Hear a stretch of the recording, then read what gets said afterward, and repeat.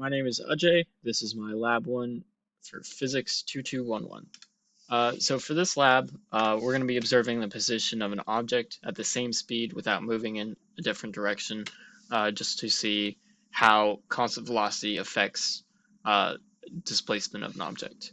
So we'll be talking about velocity, position, and forces in this lab. And a brief preview of the results of the lab: a constant change in displacement of the object happens due to a constant velocity and no acceleration or external forces acting on an object in motion. So here are some concepts. Velocity is displacement over change in time. Um, this is important directionally because you can move in the both positive and negative direction. And then we will also be talking about position because the final position is equal to the initial position plus velocity times change in time. So let's talk about the system and surroundings. For this experiment, the system of our experiment is an RC car. It's black in the video. And the surroundings is everything not included in the car, but just a broad term is the hallway that this video was filmed in. So the initial conditions for this, the x velocity is equal to 1.9351 meters per second, and that is for the car itself. We're assuming that since it's already in motion, and our x position, we're just going to say that's 0, just to make things simpler. So the forces that are initially acting on the object, we have gravity and normal forces that are canceling each other out, and then we're going to assume no frictional forces just to make this lab more simplistic, and assume that there are no forces acting on the object. So just for reference, the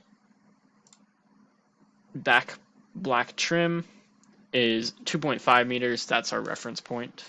But here's a car going across at a constant speed. That's what we're trying to see.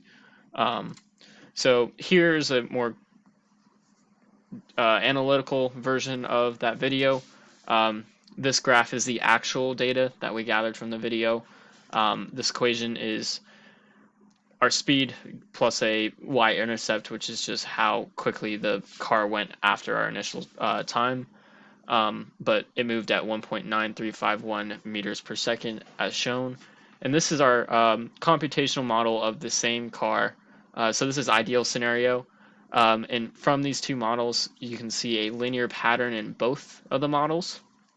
So that means that we had a constant, well, this one is like 99% accurate, but we can assume that from this data that it is the same velocity throughout the entire experiment. So the displacement is constant for both because the velocity or the slope does not change. So let's talk about some possible sources of an error. The video is not taken perfectly still, so that could lead to some discrepancies in calculating the velocity based on the displacement of the wall. We can mount it to a tripod in the future to get more accurate results. But this is also not a perfectly isolated system. So we didn't account for friction and other forces, but we are in a situation where these definitely do apply. And another force is that the object in motion is an RC car running at full throttle.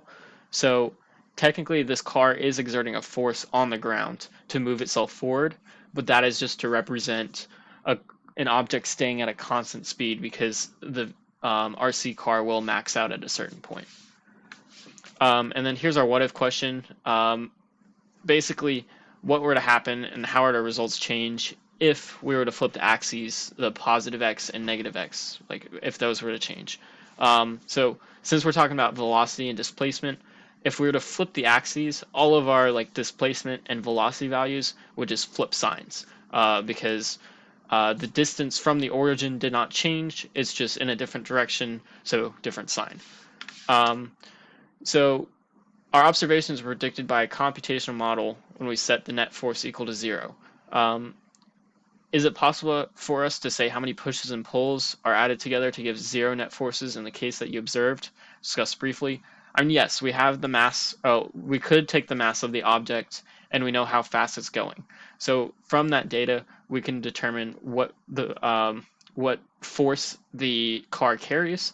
So how many pushes, like how much is one push? We could calculate how many pushes it would take to get it started, and then to get it stopped, it would take the equal amount of pushes to stop.